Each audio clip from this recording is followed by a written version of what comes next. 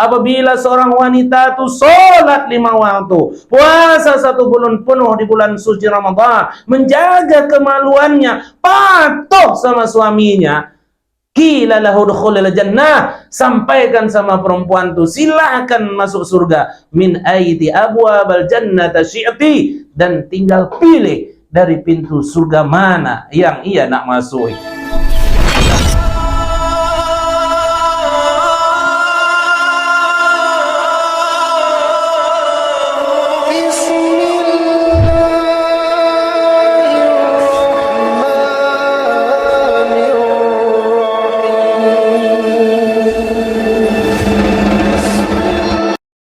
Bismillahirrahmanirrahim.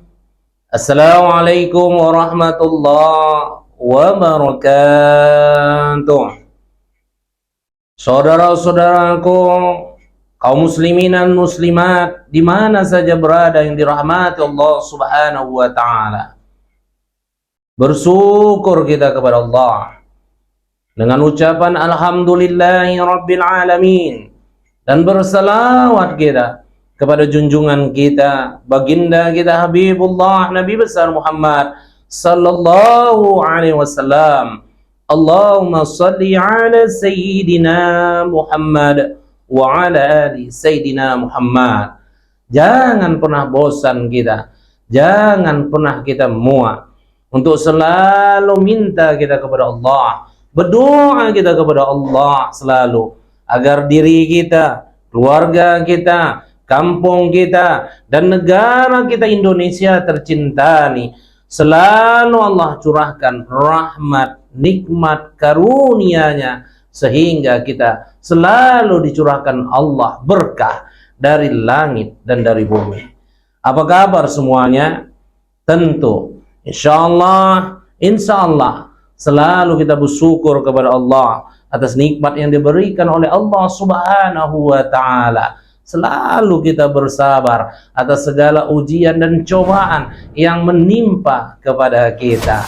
Hari ini kajiannya agak istimewa, terkhusus kepada oma-oma. The power of oma-oma. Oma-oma, mohon maaf kepada bapak-bapak, ya kan? Kali ini kita bahas kepada oma-oma karena tema kita hari ini adalah wanita ahli surga. Oh, kalau sudah kita mendengar wanita ahli surga, tentu bagi oma-oma kaum perempuan di luar sana, insya Allah kita akan menyusul wanita-wanita ahli surga nih. Sabda baginda Rasulullah sallallahu alaihi wasallam, sayyidatun nisa ahlil jannah arba', kata Rasul.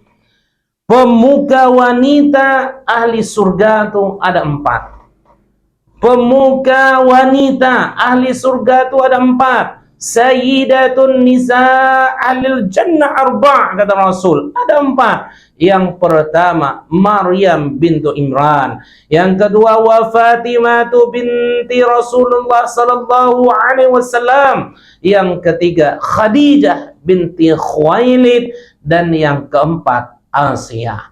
Kita akan bahas keempat-empat nih, dan semoga harapan Ustadz, termasuk istri Ustadz, anak-anak perempuan Ustadz, semua mama, semua jamaah-jamaah, the power of mama yang kerjaannya luar biasa. Kita jadi oma-oma nih letih, betul tak? Betul. Dari mana Ustadz tahu jadi oma-oma nih? Wajar kadang-kadang kalau oma nih mulutnya merepet saja. Nah, tensi tinggi saja. Kenapa? Letih. Dari mana Ustadz tahu letihnya? Saya tahu letihnya ibu-ibu, oma-oma. Ketika saya dianugerahi Allah nikmat. Apa itu nikmatnya? Salah satunya ketika saya diberi anak. Luar biasa senangnya, luar biasa bahagianya.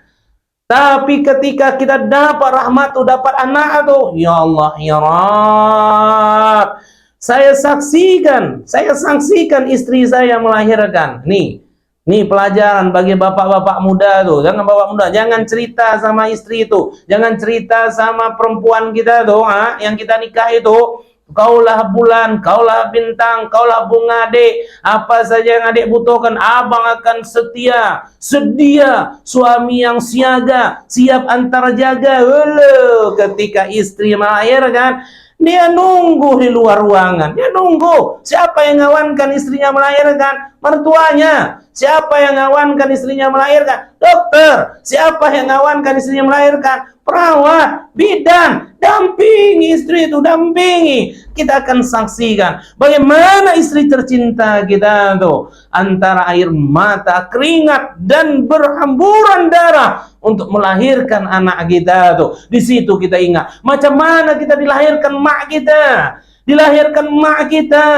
Disitulah kita sayang kali sama mak kita, kita cinta kali sama mak kita. Makanya bagi mak kita yang sudah tak ada, ayah kita yang sudah tidak ada, orang tua kita yang tak ada, selalu berdoa, jangan tinggalkan ibadah kepada Allah Subhanahu wa taala. Wa waladin shaliha yad'ulah, doakan orang tua kita tuh, doakan ayah mak kita tuh. Timbul rasa cinta yang luar biasa tuh ketika menyaksikan istri kita tercinta tuh melahirkan mak kita yang kita cintai. Kenapa? Begitulah kita dilahirkan. Begitulah kita nanti. Macam mana kita tuh dilahirkan, mak kita tuh menjerit, mak kita tuh memegang tempat tidur tuh hingga menggetar kedang tangannya. Begitu susahnya, begitu sakitnya untuk melahirkan kita tuh. Setelah dilahirkan, ikut ngantarkan istri ke kamar mandi. Sibuklah kita tuh nak menguburkan hari-hari. Barulah kita tahu nyucikan kain bekas lahiran istri itu, darah itu yang membeku, bergumpal, begitulah kita cucikan, baru terasa kita begitu luar biasanya proses itu. Dan ketika istri sudah sampai di rumah tuh, mulailah dia berdapur. Apa itu berdapur? Istirahat di tempat tidur tuh. Kadang-kadang ada yang 33 hari, ada yang 40 hari dan sebagainya. Dari situlah baru saya tahu kerja omak-omak ini luar biasa. Padahal kerjaan saya waktu istri saya melahirkan tak aja banyak, belum ada yang lain. Tapi di situ saya merasakan menyapu, mengepel, mulai menyuci, menggosok, belanja, beli ikan sayur daun katuk-katuk kata orang tadi, tak boleh pedas sekali, tak boleh banyak kali garam dan sebagainya, ada saja aturan, mulai memasak dan sebagainya. Ya Allah, ya Rabb, letih kali rupanya jadi omak-omak tuh. 7 hari semangat nih mengerjakannya, tapi begitu masuk minggu kedua, udah 14 hari, 20 hari, perasaan 40 hari itu nak ngabiskannya macam 4 tahun namanya. Kenapa? Itulah kerjaan omak-omak. Maka bapak-bapak sayangin omak-omak. Dan omak-omak yang dengarkan ceramah ini, bersyukurlah. Bersyukurlah, ikhlaskan apa yang dikerjakan selama ini, melayani suami. Bayangkan dari subuh tuh kita bangun, ngerendam, ngepel, nyuci, masak, nyediakan nasi goreng, nyiapkan sepatu, pakaian, semuanya servis kita buatkan suami dan anak-anak kita tuh.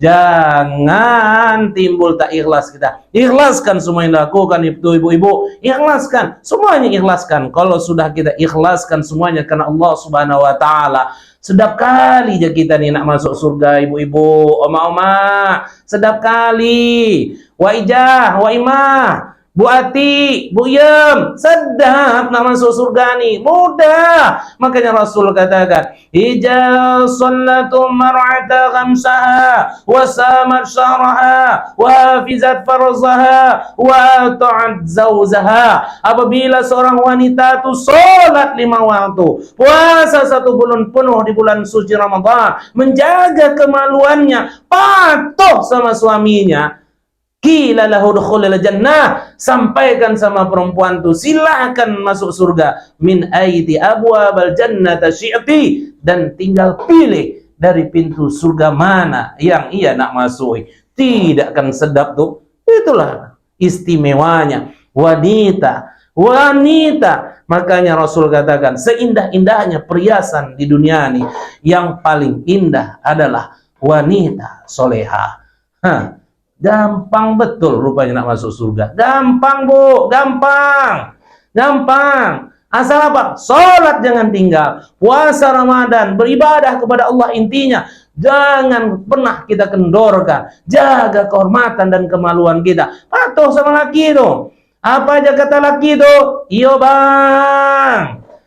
Iyo bang, ge bang. Apa saja kata suami, siap bang, siap bang, siap suamiku tercinta, siap bang. Apa bayarnya? Letih kali pun kita, capek kali. Itu jadi ibadah kita kepada Allah. Kalau suami itu zolim sama kita, mentang-mentang kita baik, disuruh-suruhnya aja kita, hingga pagi sampai malam, kadang-kadang remuk tulangnya rasanya, remuk. Ikhlaskan bu. Patuh kita sama laki kita, patuh. Insyaallah. Ati Allah, ati Rasul, wa ulil amri minkum. Hai orang-orang beriman, kata Allah. Ya ayyuhalladzina amanu atiullah wa atiur rasul wa ulil amri minkum. Hai orang-orang beriman, taatlah kepada Allah, taatlah kepada Rasulullah dan pemimpin yang memerintah di antara kalian. Bu, ibu tuh makmum, imam ibu, pemimpin ibu, selain kado sampai presiden tuh, kalau yang itu payah, kita nak buat dosa payah. Kenapa? Jarang omak-omak berkelahi sama Kepling, jarang omak-omak berkelahi sama kades sama lurah, jarang omak-omak berkelahi sama camat, apalagi nak berkelahi sama presiden tuh jarang buat dosa. Mohon maaf, benci kali pun kita sama pemimpin tuh, benci kali. Misalnya, bupati itu bukan pilihan ibu. Camat tuh, camat diangkat. Wali kota tuh bukan pilihan ibu, gubernur tuh bukan pilihan ibu, bahkan presiden tuh bukan pilihan ibu. Bukan pilihan, tak suka waktu coblos di PSS, bukan. Tapi begitu yang bukan dipilih tadi dia duduk jadi wali kota, bupati, gubernur, presiden. Coba tengok. Kalau berkunjung pejabat tuh, siapa yang sibuk kali nak berselfie, nak berfoto? Siapa yang ngerumuni bapak-bapak tuh? Pak presiden siapa? Oh mama, betul. Kenapa? Payah. Padahal tak dicoblosnya. Tapi kalau jumpa, tengok mana ada bencinya. Sayang dia sama pemimpin tuh, patuh dia sama pemimpin tuh. Kalau pemimpin yang macam nih, mudah patuhnya. Tapi pemimpin yang tidur di sampingnya, yang bawa ketiaknya tuh tahu dia masam, begaduh saja di rumah, ribut saja di rumah, disuruh buatkan kopi pun merempet muncung tuh, disuruh buatkan teh itu pun membuat. Betul tidak? Betul. Makanya ibu-ibu yang dirahmati Allah, sesuai dengan tema nih, wanita ahli surga. Insya Allah setelah kita kenali siapa wanita-wanita pemuka agama kita nih yang dijamin oleh Allah masuk surga, insya Allah kita sanggup macam beliau-beliau nih. Saudara-saudara yang dirahmati Allah Subhanahu wa taala, khusus hari ini untuk oma-oma, the power of oma-oma. Yang pertama kali, Maryam binti Imran. Sebagaimana firman Allah Subhanahu wa taala dalam Ali Imran ayat 42. Buka di Al-Qur'an surat Ali Imran ayat 42. Apa kata Allah?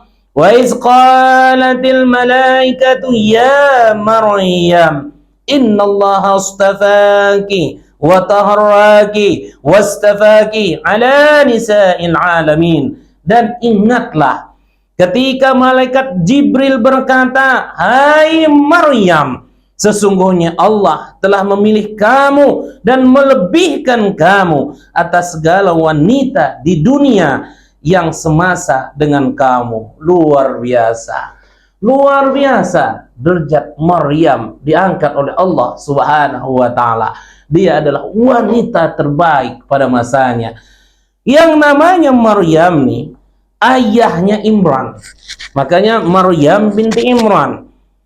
Yang namanya Imran ini adalah laki-laki soleh dari Bani Israel, wafat saat anaknya dalam kandungan atau bersamaan dengan lahirnya putrinya Maryam. Ibu Maryam berdoa, dia berdoa kepada Allah agar anaknya ini jangan diganggu oleh setan, sesuai dengan najar ibunya, najar emaknya Siti Maryam nih. Maka Maryam diserahkan untuk berkhidmat, untuk tinggal di Baitul Maqdis dan diasuh oleh Nabi Zakaria alaihissalam.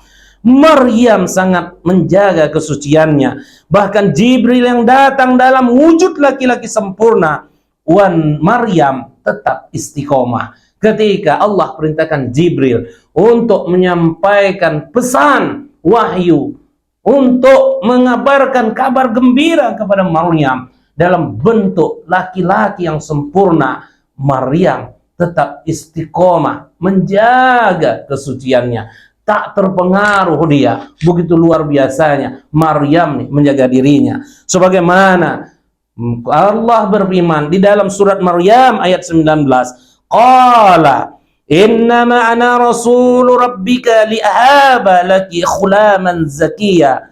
Ia Jibril berkata, sesungguhnya aku ini hanyalah seorang utusan Tuhanmu untuk memberimu seorang anak laki-laki yang suci. Begitulah dikisahkan banyak di dalam Al-Quran. Bagaimana luar biasanya Maryam nih. Gadis yang begitu suci luar biasa. Terjaga kesuciannya. Tidak tergoda dengan lawan jenisnya. Bahkan malaikat Jibril yang datang menghampirinya menjadi seorang laki-laki yang sempurna pun, dia tidak tergoda dengan laki-laki itu. Karena apa? Pada saat itu dia tak tahu yang datang itu adalah Jibril. Makanya Jibril sampaikan, Jibril datang pada saat itu untuk memberikan anak laki-laki kepadanya karena perintah Allah Subhanahu wa taala. Saudara-saudara yang dirahmati Allah Subhanahu wa taala, Maryam binti Imran adalah emak dari Nabi Isa alaihissalam. Emak Nabi Isa alaihissalam. Bagaimana perjuangannya? Bagaimana perjuangan? Coba bayangkan. Tak pernah berjumpa dengan, tak pernah bersentuhan dengan laki-laki. Terjaga kesuciannya. Tiba-tiba dia mengandung seorang anak. Bayangkan. Terbayang tidak kita? Terbayang tidak? Terbayang tidak macam mana omongan orang, cacian orang dan sebagainya. Itu pun dihadapi oleh Siti Maryam luar biasa sampai melahirkan Nabi Isa alaihissalam. Begitu luar biasa perjuangannya. Bahkan diceritakan di dalam Al-Quran tuh bagaimana ketika letihnya dia berjalan, ketika hendak melahirkan Nabi Isa alaihissalam hingga tersandar dari pohon kurma tuh, bahkan saking laparnya, hausnya, turun perintah dari Allah Subhanahu wa taala agar dia menggoyangkan pangkal batang kurma itu supaya jatuh kurma masak itu untuk dimakannya. Perjuangan Siti Maryam, wanita suci, wanita pilihan, wanita terbaik pada masanya. Makanya dia adalah salah satu wanita yang dijamin oleh Allah Subhanahu wa taala masuk ke dalam surganya Allah Subhanahu wa taala. Semoga menjadi iktibar bagi kita. Jadilah wanita-wanita suci yang menjaga kehormatannya, yang menjaga kemaluannya. Karena salah satu wanita supaya dijamin tadi masuk surga, sebagaimana kata Rasulullah sallallahu alaihi wasallam tadi, "Idza sallatu mar'ata khamsaha wa samat syaraha wa hafizat farazaha." Menjaga kehormatan dan kemaluannya, menjaga kesuciannya, insyaallah. Coba tengok sekarang macam mana anak-anak gadis kita. Terlalu dekat dengan perbuatan yang keji, terlalu dekat dengan perbuatan zina. Bagi oma-oma, bagi orang tua kita yang punya anak gadis dan sebagainya, dari sekarang stop tuh. Jangan kasih, mohon maaf, jangan kasih. Bukan kita kurung, bukan kita tak kasih kebebasan. Jaga. Kenapa? Kalau anak gadis itu keluar, mesti dengan mahramnya. Jaga. Ini tidak. Udah jelas bukan mahramnya. Cowok pacaran, makanya pacaran macam ini haram di dalam Islam. Haram. Kenapa? Dibawa anak kita. Masuk pula di mobil tuh berdua-duaan. Tahu kita tangannya dipegang. Tahu kita usahakan tangannya kadang-kadang dipegang. Dibawanya anak kita ke hotel tuh. Hamil di luar nikah kebanyakan kita dengar. Tak asing kita dengar. Kenapa? Tak dijaga kesuciannya. Makanya kita jaga anak-anak kita tuh. Kita jadikan Siti Maryam yang luar biasa, yang dijaga kesuciannya. Bukan kita kurung. Bukan tidak kita kasih kebebasan dan sebagainya. Dijaga, dinasihati. Kita arahkan ke yang terbaik. Kenapa? Supaya terjaga dari perbuatan keji-keji ini. Mantapkan ibadahnya. Tutup auratnya dengan sebaik-baiknya. Ajarkan agama itu yang luar biasa. Yakinkan kepadanya. Nah, tak usah kau menggatal kali. Nah, jodoh itu dah Allah atur. Nah, Allah atur jodoh. Dan wanita yang baik pasti dapat laki-laki yang baik. Nah, sabar, sabar. Tak usah bu kita gaduh, tak usah. Apalagi sampai ke dukun tuh datang-datangi. Kenapa? Anak kita cantik, putih, banyak sudah kerja, banyak rezekinya. Tapi Ustaz, udah umur 25 tahun nih, belum kawin-kawin. Kalau nak minta doa boleh. Ini tidak, dukun kadang didatangi. Supaya apa? Supaya dapat jodohnya. Coba, kan tak yakin kepada Allah. Makanya itu digolongkan dosa syirik. Tak yakin dengan ketentuan Allah Subhanahu wa taala. Maka jadikanlah anak kita seperti Siti Maryam selanjutnya yang menjaga kesuciannya karena Allah Subhanahu wa taala. Saudara-saudara yang dirahmati Allah, khusus kepada oma-oma soleha, oma-oma yang luar biasa, oma-oma ahli surga selanjutnya. Yang selanjutnya ahli surga adalah anak baginda Rasulullah sallallahu alaihi wasallam, Siti Fatimah Az-Zuhra binti Rasulullah sallallahu alaihi wasallam. Beliau adalah anak baginda Rasulullah, buah pernikahan dengan Siti Khadijah, lahir pada tanggal 20 Jumadil Akhir dengan suaminya Ali bin Abi Thalib. Salah satu akhlak mulia Siti Fatimah diceritakan dalam salah satu riwayatnya. Begitu banyak, begitu luar biasanya kisah Siti Fatimah Az-Zuhra nih. Tapi pada kesempatan yang satu nih, saya ceritakan satu riwayat nih. Mudah-mudahan akhlak terpuji Siti Fatimah nih dapat kita contoh. Insya Allah, kalau akhlak kita macam Siti Fatimah nih, Insya Allah kita akan menyusul, oma-oma akan menyusul Fatimah, oma-oma akan menyusul Siti Maryam untuk masuk ke dalam surganya Allah. Salah satu anak terpujinya adalah sanggup dengan ikhlas memberikan kalung kesayangannya yang merupakan hadiah pernikahan dari suaminya Ali bin Abi Thalib. Kenapa? Dikisahkan ada seorang musafir yang menjumpai Rasulullah di masjid. Ketika musafir itu berjumpa dengan Rasulullah sallallahu alaihi wasallam, karena musafir itu kehabisan bekal dan sebagainya, minta bantulah kepada baginda Rasulullah sallallahu alaihi wasallam. Yang awalnya meminta belas kasih kepada Rasulullah sallallahu alaihi wasallam setelah dapat kalung dari Fatimah. Karena Rasul katakan, "Wahai Tuan, hari ini saya sedang tak memegang apa-apa. Cobalah datang ke rumah saya. Di sana ada anak saya Fatimah. Coba datangi dia, insya Allah apa yang diberikan anak saya, terimalah." Tak disangka setelah dia datang kembali kepada baginda Rasulullah sallallahu alaihi wasallam, si musafir mengatakan, setelah dapat kalung dari Fatimah, si musafir kembali kepada Rasulullah dan menceritakan yang ia dapat. Mendengar cerita si musafir tadi, Ammar bin Yasir yang membeli Ammar bin Yasir, salah seorang sahabat baginda Rasulullah yang mendengar kejadian pada saat itu. Kenapa? Ketika musafir itu datang, Ammar bin Yasir ada pada sana itu.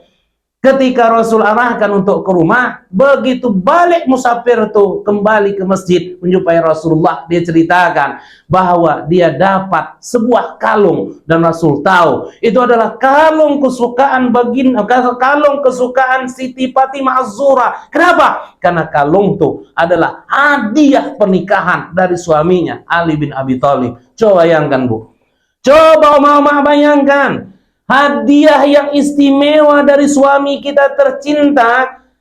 Ada orang yang butuh, tiba-tiba dia minta bantuan, tak ada yang tidak bisa kita berikan. Tiba-tiba kita tidak berikan apa yang istimewa diberikan suami kita tuh. Sanggup kita berikan? Contoh adalah maaf cerita cincin kita dari suami itu, hadiah. Nggak ada yang bisa kita bagikan. Tiba-tiba kita sanggup ngasihkan cincin yang istimewa tuh kepada orang yang tadi membutuhkan. Tak sanggup kita, tak sanggup. Tapi Siti Fatimah Az-Zuhra, bayangkan, tak ada yang bisa nak bagikannya. Apa yang aku bagikan tak ada. Sedangkan dia sudah menjumpai ayahku baginda Rasulullah sallallahu alaihi wasallam dan baginda Rasul sudah arahkan kepada dia. Maka apa? Apa yang diserahkannya? Kalung kesenangan dia, hadiah dari suaminya Ali bin Abi Thalib, dikasihkannya kepada musafir itu. Dan ketika musafir itu balik kepada Rasulullah, dia ceritakan Maka Ammar bin Yasir yang pada saat mendengar, maka Ammar bin Yasir membeli kalung tersebut dengan 20 dinar. Ammar bin Yasir beli kalung tadi, hadiah istimewa tadi, Bu, dari Siti Fatimah tadi, dibeli dengan 20 dinar dari musafir tadi, kasihnya 20 dinar, dikasihnya satu pakaian yang istimewa, dan dikasihkan seekor unta.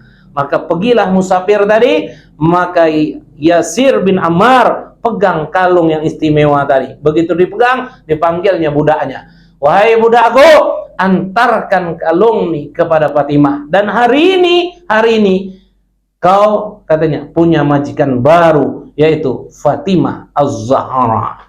Sampai si budak nih mengantarkan kalung tuh kepada Fatimah. Maka Fatimah menerima kalung tadi. Dan saat itu juga dia katakan, budak yang tadi dikasih Yasir bin Ammar dibebaskan juga. Wahai oma-oma yang luar biasa, wahai ibu-ibu soleha yang luar biasa, buah dari keikhlasan. Coba bayangkan apa yang dibalas oleh Allah Subhanahu wa Ta'ala. Kalung yang istimewa tadi dikasihkan sama musafir tadi. Musafir tadi senang, bahagia. Itu yang pertama. Setelah itu musafir itu dapat duit 20 dinar, dapat pakaian baru dan seekor unta. Maka setelah itu kalung tadi diberikan lagi balik ke Fatimah dengan hantaran seorang budak. Dan akhirnya budak itu pun dibebaskan, kalung itu balik. Bayangkan 5 manfaat yang luar biasa yang didapat dengan keikhlasan luar biasa oleh seorang Siti Fatimah Az-Zuhra. Akhlak yang luar biasa, akhlak dari putri baginda Rasulullah sallallahu alaihi wasallam, Siti Fatimah Az-Zuhra. Oma-oma yang luar biasa, para istri-istri soleha yang luar biasa. Makanya Rasul katakan dalam sebuah sabdanya, sempurna iman seseorang apabila ada dia laksanakan 3 perkara. Adil pada dirinya, mengucapkan salam ketika berjumpa dengan saudara muslimnya, dan yang ketiga, sanggup bersedekah ketika kondisi pas-pasan. Ingatlah, Allah akan balas sesuatu yang kita beri. Hikmah yang bisa kita ambil dengan akhlaknya putri baginda Rasulullah sallallahu alaihi wasallam nih, Allah akan balas segala pemberian kita dengan ikhlas. Apakah rugi kita berbuat baik kepada orang lain? Apakah rugi kita? Apakah rugi kita menolong orang yang lagi membutuhkan tuh? Apakah sudah akhlak kita, akhlak oma-oma, akhlak istri-istri solehani seperti Siti Fatimah Az-Zuhra tuh? Atau sebaliknya, kadang-kadang mohon maaf, kita pamer dengan harta kita. Kita pamer dengan harta kekayaan kita. Kita kadang-kadang selalu berselisih kadang-kadang dengan orang-orang yang susah tuh, orang yang meminta-minta tuh. Kalaulah dia tahu yang meminta tuh bohong-bohong, boleh tak kita kasih? Ini betul-betul dia membutuhkan kadang-kadang. Tak maukah kita membantunya? Bagaimana akhlak kita? Inikah kita tadi yang berharap nak masuk surga? Inikah kita yang berharap kita ini istri soleha, wanita soleha yang nak masuk surga, yang nak menyusul Siti Maryam, yang menyusul Siti Fatimah Az-Zuhra yang dijamin oleh Allah Subhanahu wa Ta'ala nak masuk surga? Hanya kepingin nak masuk surga, tapi amalan-amalan mereka, akhlak-akhlak mereka, sebagaimana tuntunan agama kita, sebagaimana perintah Allah Subhanahu wa Ta'ala, tak mau kita kerjakan, tak mau kita laksanakan. Macam mana? Makanya, wahai oma-oma yang luar biasa, istri-istri soleha yang luar biasa, berubah kita, mantapkan hati kita. Supaya apa? Supaya akhlak kita terpuji, sebagaimana yang sudah diajarkan baginda Rasulullah dan dipraktekkan oleh putrinya langsung. Siapa yang mempraktekannya langsung? Siti Fatimah Az-Zuhra binti baginda Rasulullah sallallahu alaihi wasallam. Oma-oma yang luar biasa, istri-istri soleha yang luar biasa yang dirahmati Allah Subhanahu wa Ta'ala. Yang ketiga, Khadijah binti Khuwailid, istri pertama baginda Rasulullah sallallahu alaihi wasallam, yang dinikahi Rasulullah sallallahu alaihi wasallam ketika Rasul berumur 25 tahun dan Siti Khadijah 40 tahun. pada saat itu Rasulullah belum menjadi seorang nabi dan rasul. Kenapa jatuh hati kali Khadijah kepada baginda Rasulullah sallallahu alaihi wasallam? Karena akhlak terpuji baginda Rasulullah sallallahu alaihi wasallam.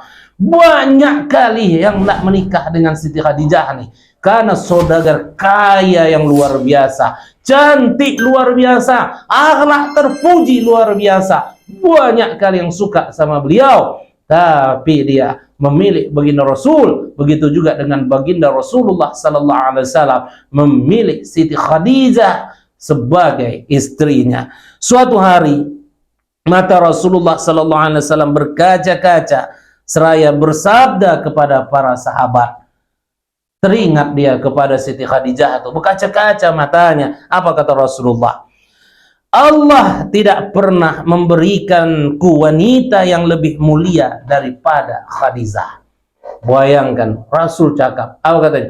Allah tidak pernah memberikan kepadaku wanita yang lebih mulia daripada Khadijah.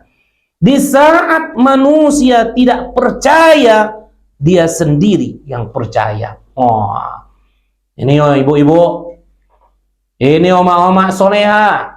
Perhatikan nih, kenapa Rasulullah sallallahu alaihi wasallam cinta kali sama Khadijah? Hah? Dialah istri yang terbaik bagiku, dialah wanita yang diberikan Allah yang paling baik sama aku. Kata, tidak ada yang lebih baik daripada dia, kata Rasulullah sallallahu alaihi wasallam. Kenapa? Di saat manusia tidak percaya, dia sendiri yang percaya. Makanya ingat ketika Rasulullah sallallahu alaihi wasallam menerima wahyu dan wanita pertama beriman kepada agama Allah nih adalah Siti Khadijah. Tak ada orang yang percaya. Bayangkan pada saat itu bagaimana fitnah bagi baginda Rasulullah sallallahu alaihi wasallam. Orang bilang Rasul kita Muhammad penyihir, Muhammad penipu, Muhammad pembohong dan sebagainya. Tidak ada yang percaya kepada baginda Rasulullah sallallahu alaihi wasallam. Khadijah percaya kepada baginda Rasulullah. Harta habis demi agama Islam nih, untuk mengembangkan agama Islam nih, luar biasa jadi istri. Ini kadang-kadang coba tengok suami kita, percaya tidak kita sama suami kita? Banyak yang tak percaya sama suami ini. Lain cerita kalau suami kita itu berkhianat sama kita, pembohong juga, lain cerita. Ini seandainya kita punya suami yang baik, sholatnya terjaga, insya Allah, yakin dari hati kita, dia nih amanah, tidak akan berselingkuh, tidak akan mencari yang lain dan sebagainya. Percaya nggak kita sama dia? Jarang istri yang percaya macam itu. Kenapa? Setiap pulang habis diperiksa kadang handphone tuh, dicek WA-nya dan sebagainya. Makanya laki-laki ini pun kan banyak yang kurang ajar. Ini di luar dari yang kurang ajar suami tadi. Kadang-kadang perempuan yang lain yang disukainya namanya digantinya pula si Ucok kadang-kadang namanya. Nah, namanya dikasih tak sampai laki-laki, si Fulan dan sebagainya. Oh, tidak ada kepercayaan. Tapi seandainya suami kita tuh jujur, suami kita tuh amanah, keluar hanya mencari rezeki dan nafkah untuk keluarganya, percaya Bu, yakinkan dia. Dengan apa? Dengan cara kesolehan kita. Makanya Rasul katakan Bu, Rasul katakan, di saat orang tak percaya sama aku, dialah yang percaya sama aku. Itu Khadijah. Ketika semua orang mendustai diriku, mendustakan diriku, dia sendiri yang menerimaku. Semua mengatakan Muhammad penipu, Muhammad pembohong, Muhammad pendusta. Khadijah tidak Bu. Begitu istri yang luar biasa. Ketika manusia berlarian dariku, ia mendukungku, baik ketika ada maupun tiada. Dan Allah apa nih? Dan Allah memberi putra-putri kepada aku dari Siti Khadijah, mengaruniakan putra-putri kepada aku dari Siti Khadijah. Itulah sabda baginda Rasulullah sallallahu alaihi wasallam. Begitu luar biasanya Siti Khadijah. Wahai emak-emak yang soleha, wahai emak-emak yang luar biasa, cobalah kita yakin dengan suami kita. Kita yakini dengan suami kita tuh. Buat kepercayaan penuh kepada suami kita. Ketika kita memberikan amanah yang besar kepada suami kita, dia dusta, dia bohong kepada kita, itu urusannya. Makanya suami yang adil, Suami yang adil, pemimpin yang adil di rumah tangga itu adalah suami kita. Imam yang adil tuh, kalau dia adil tuh surga jaminannya. Tapi kalau dia dusta, dia jolim sama istri dan anak-anaknya, pasti dia akan masuk ke dalam neraka tuh. Asyaduna azaba yaumal qiyamah imamun zair. Makanya Allah ingatkan itu, suami-suami, pemimpin-pemimpin di keluarga tuh yang jolim sama istri dan anaknya, siksaannya sangat pedih nanti di hari kiamat tuh. Makanya kepada istri-istri yang luar biasa, dukung suami itu. Dek, abang nih sudah pelajari usaha nih, Dek. Nampaknya inilah yang kita buat nanti usahanya. Dukung dia, dukung, kasih support, kasih semangat. Kalau perlu, habis modalnya, dukung. Ini kan tidak. Taulah kadang bahasa kita nih, tak salah memang. Tapi kadang-kadang usahakan sama orang lain, sama suaminya pun pelit. Hartaku, harta suamiku, hartaku. Kan sering kita dengar. Betul, tak salah. Apa yang diusahakan seorang istri itu, harta dialah pula. Kalau suami memberi nafkah, betul kan? Betul. Tapi jangan punya prinsip, hartaku adalah hartaku, harta suamiku ada hartaku. Ketika suami susah, ketika suami perlu support, ketika suami perlu dorongan, kita tak peduli sama suami kita tuh. Tak boleh yang macam tuh. Contoh Siti Khadijah, hartanya habis untuk baginda Rasulullah memperjuangkan agama Allah nih. Kalau ada suami kita, mohon maaf, Dek, kepingin kali abang bantukan orang susah tuh. Dia butuh kira-kira 10 juta tuh bangun rumah tuh. Rumah-rumah gubuk jadi. Abang punya uang baru 7 juta. Mana kita cari 3 juta nih, Bang?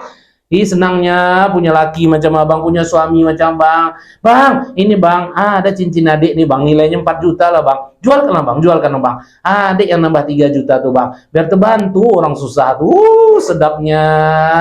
Elok kali suami istri yang macam nih. Bagus sekali. Inilah yang dicontohkan Rasulullah sama Khadijah. Berbuat baik, berbuat untuk agama nih. Biar kita korban harta. Itulah jihad fisabilillah. Wahai umat-umat soleha, wahai umat-umat yang luar biasa, para istri soleha. Makanya Allah katakan wajahidu bi amwalikum wa anfusikum fisabilillah. Kalau kalian tidak berjuang dan berjihad di jalan Allah, mesti sanggup korban harta dan korban diri. Apa yang nak kita korbankan dalam agama Allah nih? Insya Allah kita buat yang terbaik.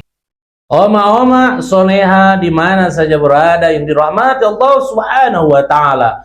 Begitu luar biasa kita dengar macam mana perjuangan Siti Khadijah menjadi istri baginda Rasulullah. Bagaimana dia mensupport baginda Rasulullah. Bagaimana dia melakukan apa saja untuk agama Allah nih. Makanya kita dukung suami-suami kita yang berbuat baik, yang berbuat untuk membesarkan agama Allah nih. Dan yang keempat, Sayyidatun Nisa Ahlil Jannah Arba'ah. 4 wanita pemuka tadi yang dijamin oleh Allah masuk ke dalam surga. Yang pertama kali adalah Maryam binti Imran, yang kedua Fatimah Az-Zuhra binti baginda Rasulullah sallallahu alaihi wasallam, yang ketiga Khadijah binti Khuwailid, dan yang keempat Asia. Tahu ibu-ibu Asia? Siapa Asia? Istri Fir'aun. Fir'aun laknatullah. Fir'aun yang dijamin Allah masuk ke dalam neraka, yang ditenggelamkan Allah di Laut Merah ketika ngejar Nabi Musa, punya istri bernama Asia yang dijamin Allah masuk ke dalam surga. Luar biasa.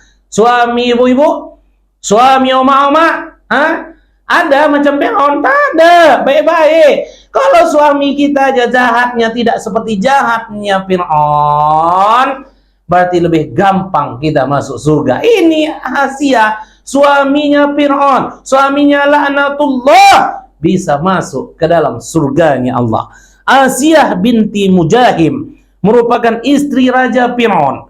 Meski sang suami adalah sosok yang jahat dan kejam, Asia adalah sosok yang sabar, sopan, santun, dan kecantikannya luar biasa sehingga Fir'aun bertekuk lutut.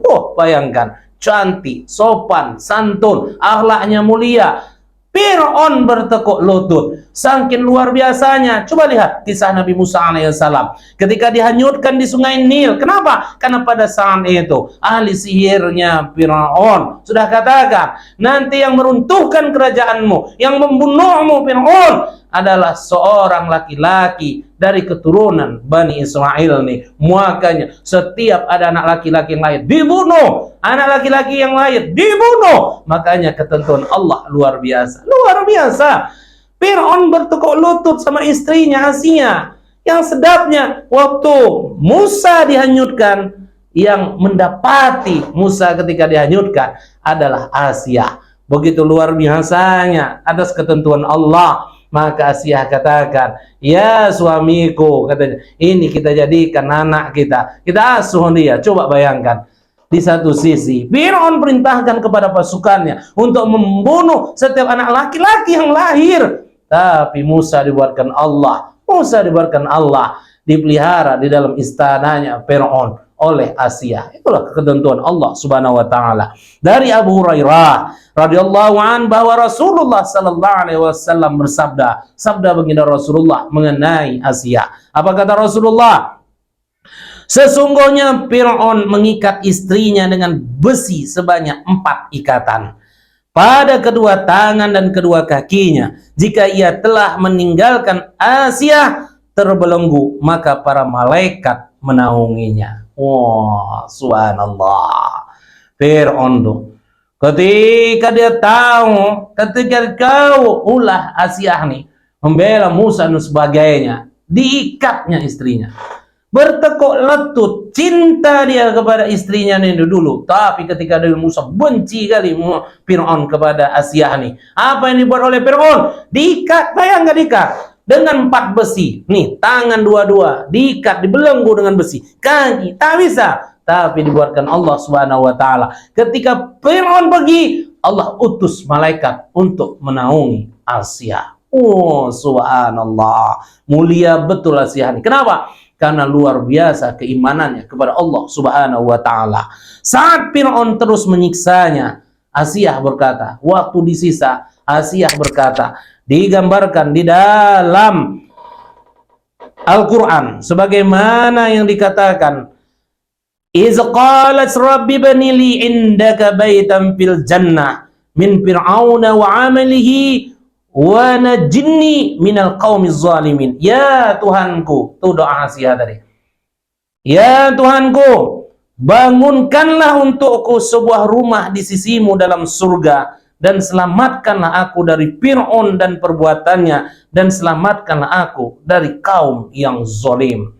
Allah kabulkan doa Siti Asia nih. Allah kabulkan doa Asia nih. Kenapa? Karena keimanannya kepada Allah Subhanahu wa taala. Apa kata Asia? Ya Allah, ya Rabb, bangunkanlah aku istana nanti di dalam surgamu. Allah buatkan, Allah gambarkan dalam firman Allah di dalam Al-Quran, maka Allah tepati janjinya. Allah akan bangunkan istana nanti, di dalam surga nanti untuk Asia. Artinya apa?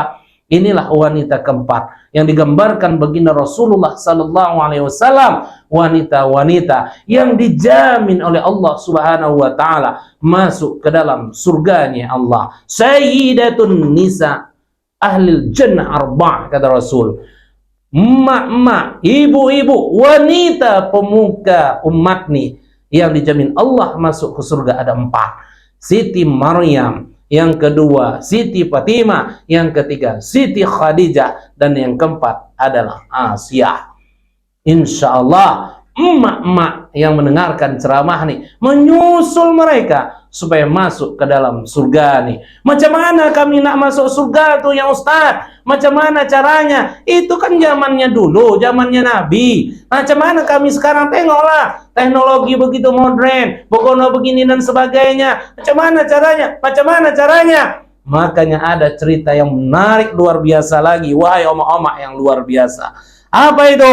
Sebagaimana riwayat yang disabdakan oleh baginda Rasulullah sallallahu alaihi wasallam. Dengarkan ini ibu-ibu. Fatimah bertanya kepada Rasulullah. Coba. Fatimah Az-Zuhra yang dijamin Allah masuk ke dalam surga tadi, anak kandung baginda Rasulullah sallallahu alaihi wasallam tadi, bertanya kepada Rasulullah. Coba perhatikan, apa pertanyaannya?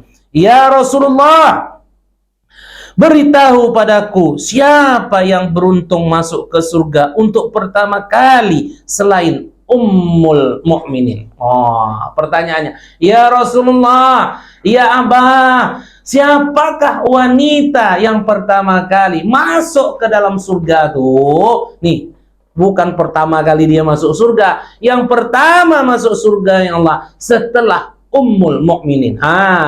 Sayyidatun Nisa, Ummul Mukminin kita tadi yang 4 nih tadi sudah dijamin masuk surga. Artinya apa di sini? Siapa lagi setelah itu yang masuk surga ya Rasulullah? Maka Rasulullah katakan, Rasul jawab, wahai Fatimah, jika engkau ingin mengetahui wanita itu yang masuk surga selain Ummul Mukminin, ia adalah Ummu Muti'ah. Dia adalah Siti Muti'ah. Oh, seringkali kita dengar cerita Siti Muti'ah nih. Betul apa betul?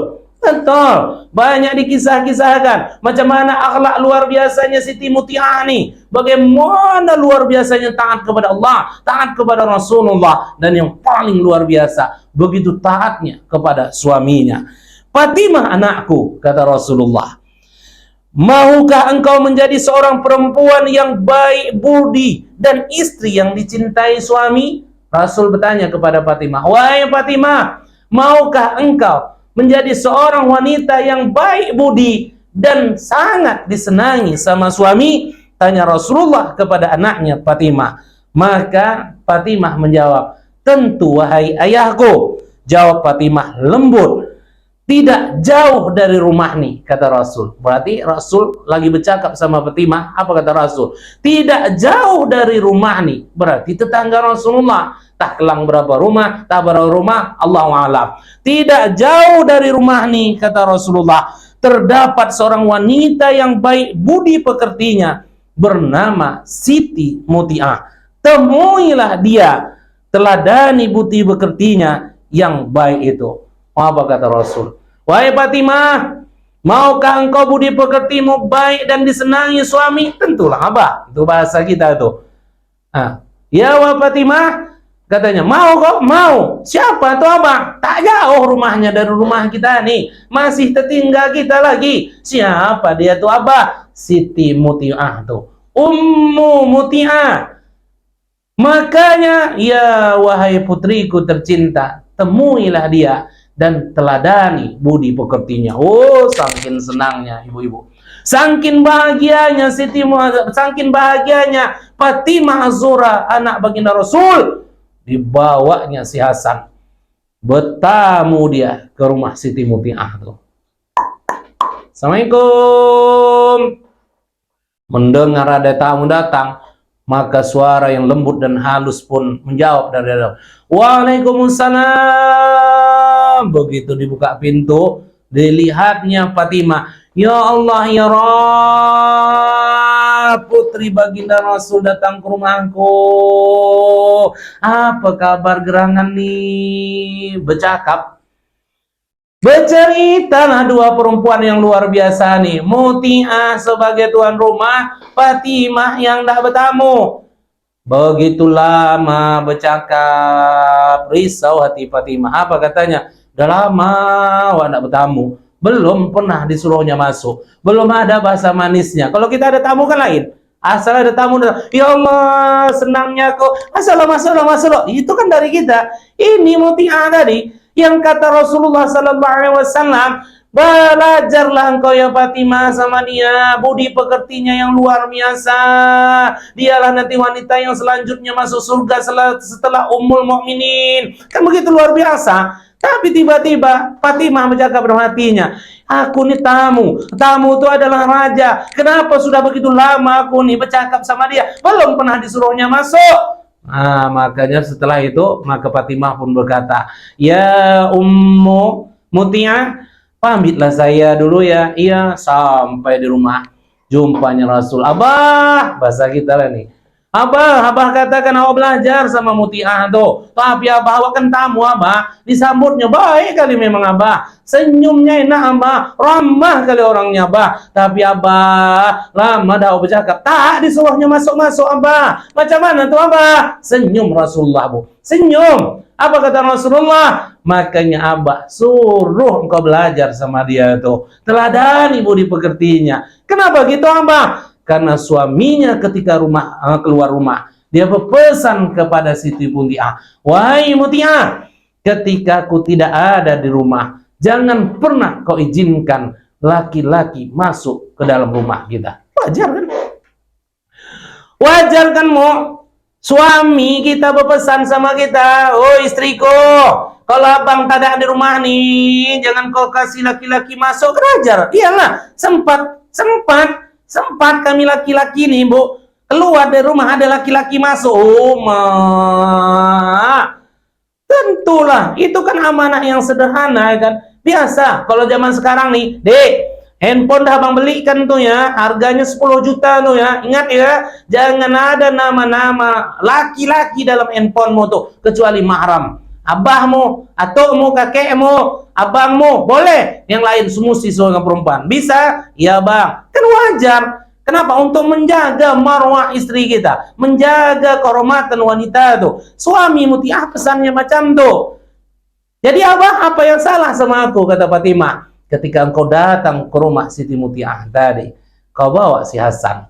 Sedangkan Hasan tuh walaupun anak kecil, dia tetap laki-laki. Dia jaga manah laki-lakinya. Makanya dia tak katakan, mohon maaf ya Fatimah, tak boleh masuk. Begini bukan, enggak lebay begitu Siti Mutiah. Kenapa? Dia tahu, dia jaga akhlaknya, jangan menyakiti Fatimah dan sebagainya. Kenapa? Semua supaya kena amanah suami didapat, Fatimah tidak sakit hati. Kenapa? Karena pada saat itu Fatimah membawa anaknya yang laki-laki. Maka sejak itu, kalau gitu abah, awak titiplah anak awak lagi balik lagi Fatimah tadi ke rumah Mutiah. Assalamualaikum, dengar lagi. Waalaikumsalam, ya putri Rasulullah datang. Masuk.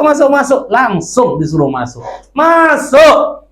Langsung masuk. Ya, namanya perempuan, aku udah masuk rumah orang. Kalau perempuan masuk ke rumah orang macam mana Bu?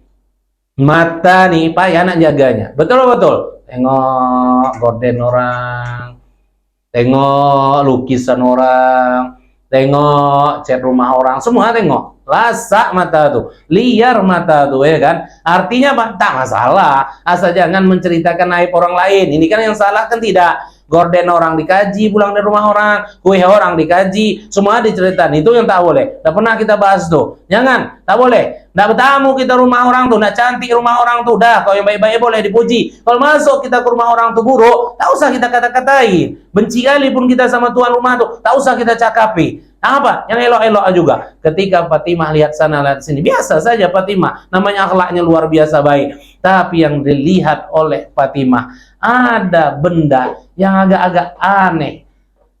Apa? Terletak di atas sebuah tempat. Atau kita katakan meja sekarang nih. Ada 3 benda yang aneh terlihat oleh Fatimah. Apa itu? Kipas, handuk, dan cambuk. Maka Fatimah pun bertanya. Apa pertanyaannya? Ya wahai Ummu Mutiah, awak kemari nih, saya nih dibilang oleh baginda Rasulullah tidak banyak belajar sama Ummu Mutiah. Walah putri Rasulullah, malunya saya. Kan begitu kalau orang akhlak mak-mak yang baik itu. Apalah saya nih, Allah tak ada. Saya ini pun menjalankan semua yang diperintahkan Allah dan Rasulullah ya Fatimah. Awak datang aja senang kali saya, bahagia kali saya. Wahai Ummi Mutiah, saya tidak bertanya apalah resepnya, begitu hebat luar biasa Ummu nih, begitu luar biasa Ummi nih, malulah dia. Maka bertanya Fatimah, kasih tahulah resepnya Umi, kasih tahulah Umi, biar Fatimah belajar banyak, supaya Fatimah nih disenangi suami, diridhoi Allah, budi pekerti yang baik. Kasih tahulah. Tak ada Fatimah, dipaksa Bu, kasihlah Umi. Tak ada, kasihlah Umi. Baiklah wahai Fatimah, tapi katanya janganlah pula ketawa dan sebagainya. Kenapa?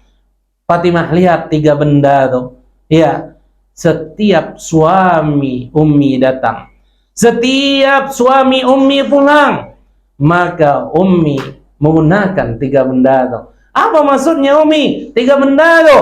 Itu ada kipas, itu ada handuk, dan itu ada cambuk. Ketika suami Ummi pulang, begitu dia sampai ke rumah, Assalamualaikum. Waalaikumsalam. Apa yang dilakukan oleh Muti'ah, ibu-ibu?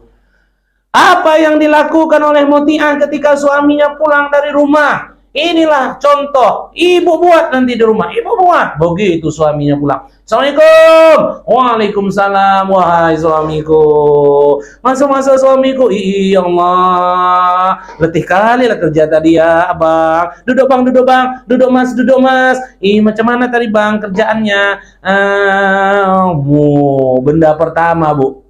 Benda pertama, kipas tadi, Bu. Dulu 14 abad yang lalu, kipas angin tak ada. AC tak ada.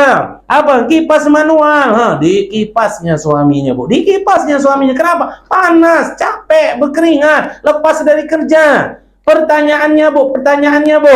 Ada nggak ibu-ibu yang sudah menikah setahun, yang baru menikah, yang sudah 10 tahun menikah, yang 20 tahun sudah menikah? Ada nggak kalau suami pulang tuh dikipasi? Ada yang nanya kabar?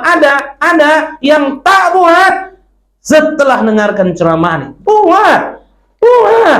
Sekarang kipas tangan ini tak ada. Apa? Kipas angin. Begitu suami itu pulang, panas bang, ada ibu hidupkan kipas angin bang ya. Mau nomor berapa bang? Oke AC. Bang, mau hidupkan AC bang ya. Berapa derajat bang? Adik buatkan. Begitu. Kenapa? Diservis suami itu. Luar biasa pelayannya. Itu yang dibuat oleh Siti Muti'ah. Begitu kering keringat tuh, begitu sudah habis keringat tuh, sudah tenang suaminya. Apa kata Muti'ah selanjutnya? Bang, keringat abang nih bang udah kering, adik tengok. Udah sedap abang tengok adik nih bang, mandilah bang ya. Udah adik sediakan sabun yang enak di kamar mandi, udah adik sediakan air hangat dan air dinginnya, mandi bang ya. Begitu suami nak berjalan, maka dibagikannya benda yang kedua tuh handuk. Coba Bu, coba ibu-ibu yang mendengar nih, oma-oma soleha yang mendengar nih, sampai sekarang yang menikah nih, baru menikah mau setahun, mau 10 tahun, bahkan sampai 30 tahun. Siapa yang istri sampai sekarang ketika suaminya mau mandi, handuk dikasih? Siapa? Tergantung di baku tuh, terletak di hanger tuh, betul nih nak? Ada yang lebih parah lagi kadang-kadang. Apa? Tergantung handuk tuh di dalam kamar mandi. Alhamdulillah 3 bulan tak berubah tempat gantungannya. Alhamdulillah, waktu dibeli warna putih handuk tuh 3 bulan berubah jadi hitam. Kenapa? Betai lalat semuanya. Andok lakinya pun tak dicucikannya. Apa lagi nak dikasihkan sama suami itu? Itu yang dilakukan Siti Muti'ah. Datang suami dikipasi, sudahlah elok semuanya, disepis, ngomongnya enak, nak mandi andok dikasih. Sudah selesai semuanya, sudah makan, sudah sholat dan sebagainya, sudah habis semuanya. Malam pun tiba, sampai di kamar di tempat tidur. Apa kata Muti'ah? Wahai suamiku, kalau adalah kerjaanku hari ini, kerjaan adik hari ini, yang tak kena di hati abang, yang adik buat salah di hati abang, yang tak kena di hati abang, mohonlah adik dimaafkan. Tapi kalau abang tak maafkan adik, ini adik serahkan cambuk kepada abang. Silahkan cambuk adik. Silahkan dera Muti'ah bang. Silahkan pukul adik bang, supaya lebur dosa adik kepada abang. Alhamdulillah Bu, sampai meninggal Muti'ah sama suaminya, tak pernah cambuk tuh terpakai untuk mukul Muti'ah. Saking luar biasanya akhlak terpujinya Muti'ah kepada suaminya. Bu, kipas boleh, AC boleh, handuk tuh amalkan. Tapi ke cerita cambuk nih Bu, lepas dari Ustadz ceramah nih, Ustadz berharap janganlah ibu beli cambuk tuh ya kan. Kenapa? Rupanya nanti malam bocah cakap dia dibeliin cambuk. Abang, inilah bang, setelah dengarkan ceramah dari Ustadz Aziz tuh bang, aku tengok tadi bang di YouTube bang, di UAS channel bang, rupanya hari ini dapat ilmu baru awak bang. Awak bang nak masuk surga bang.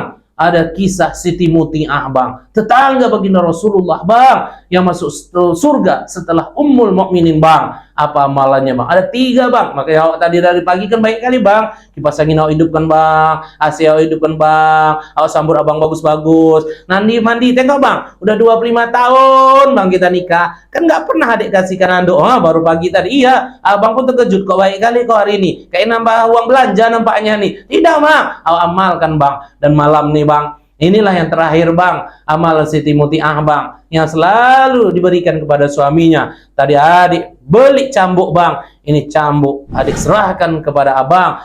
Silahkan bang, adik mohon maaf sama abang kalau ada salah-salah bang. Tapi kalau abang tak bisa maafkan, ini ambil cambuk bang. Silahkan pukul adik bang, supaya lebur dosa adik sama abang. Kebetulan suaminya. Paten kali lah dek ya, kau dengarkan ceramah Ustadz Aziz tuh. Iya, abang udah lama dengar ceramah tuh dari ustadz-ustadz yang lain tuh. Inilah abang tunggu-tunggu 10 tahun abang nunggunya nih, 10 tahun. Banyak kali abang geram sama kau. Sini cambuk tuh. Sini.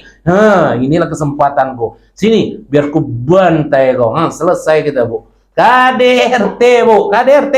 Habis ibu dibantainya. Makanya cambuk ini tak usah, Bu. Apa? Ganti aja dengan bercakap. Apa? Asal tidak tidur tuh amalkan bang. Apa? Bang 25 tahun dah nikah, biasanya saya tidak tidur, dah tidur lah begitu aja. Ini baru ini bercakap bang. Boleh tangannya bang. Untuk apa? Sini bang, ambil tangannya, ciumkan. Tak maaf ya bang ya, adik-adik mana tahu ada salah. Itu aja amalkan bu. Amalkan bu.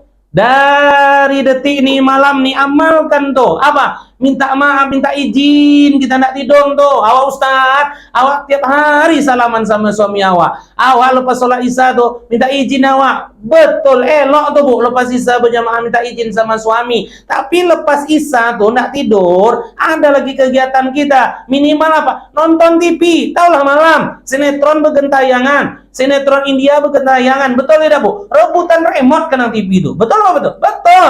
Dikepitnya ketiaknya kenang mak-mak tuh remote tuh, supaya apa? Supaya suaminya kenang nonton. Udah suaminya kadang-kadang merayu tuh, adik. Ada ubi di belakang tuh lagi, ada singkong di dapur tuh, diam, pura-pura diam mak-mak tuh. Kenapa? Apa katanya? Kalau aku jawab ada ubi nih, kalau aku jawab ada singkong nih, pasti disuruhnya aku menggoreng. Tak cukup menggoreng tuh nanti. Pasti nak mintanya buat kopi. Setengah jam juga aku di dapur tuh. Berhasil lah dia ngerebutkan remote nih. Oh tak bisa. Pura-pura diam aja aku. Biar tahu dia siapa singanya di rumah nih. Diam dia. Rupanya suaminya nggak mau ributan. Nggak mau ributan sama istri. Karena tak dapatnya nonton tuh. Dia pun dengan hati yang tergores. Pergilah dia ke kamar untuk tidur. Apa kata istrinya? Mau tahu dia. Siapa nih? Merasa menang bu. Merasa menang bu sama suami itu bu. Tak tahu hati suami itu tergores. Durhaka tuh istri bu. Durhaka. Tiba-tiba bu, ibu masuk dia sudah tidur. Ibu pun tidur. Pagi ibu tak bangun. Kenapa? Mati. Mati dalam keadaan durhaka sama suami bu. Tidak akan cium bau surga. Coba ibu bayangkan. Makanya mau tidur nanti malam bu, ciumkan. Entah. Insya Allah bu. Malam pertama yang payah buatnya setelah 25 tahun nikah. Malam selanjutnya gampang. Yang jadi masalah siapa? Suami bu. Apa masalahnya? Tak tidur dia sampai pagi. Kenapa? 25 tahun istriku nih udah nikah sama aku, tak pernah-pernahnya minta izin, tak maaf sebelum tidur. Udahlah, tak usah tidur lah aku. Aku tengok-tengok lah dia, mana tahu tak bangkit pula dia. Perasaannya bu, buang tabiat. Perasaannya mintomin. Insyaallah bu, laksanakan. Usah ibu pikirkan buang tabiat. Usah ibu pikirkan mintomin. Tak usah pikirkan. Laksanakan itu. Insyaallah lebur dosa. Itulah amalan muti'ah. Dibuatnya sama suaminya. Begitu luar biasa taat kepada Allah. Baginda Rasulullah dan suaminya yang mengantarkan dia menjadi ahli surga. Mudah kali ternyata ibu-ibu. Gampang kali ternyata untuk masuk ke dalam surga tuh. Dan insya Allah semua oma-oma, semua wanita solehah dan laki-laki, bapak-bapak yang dengarkan ceramah nih, ciptakan istri kita, istri-istri yang solehah nih, supaya apa? Kita masuk surga, istri kita masuk surga seperti ahli-ahli surga, seperti Ummul Mukminun ahli-ahli surga nih, supaya istri kita menyusul Maryam, menyusul Fatimah, menyusul Khadijah, menyusul Asia, menyusul Mutia, wanita-wanita hebat, Aisyah dan sebagainya, istri-istri baginda Rasulullah dan sebagainya, masuk ke dalam surganya Allah. Terima kasih, mohon maaf mana tahu ada penyampaian yang salah. Wabillahi taufiq wal hidayah. Assalamualaikum warahmatullahi wabarakatuh.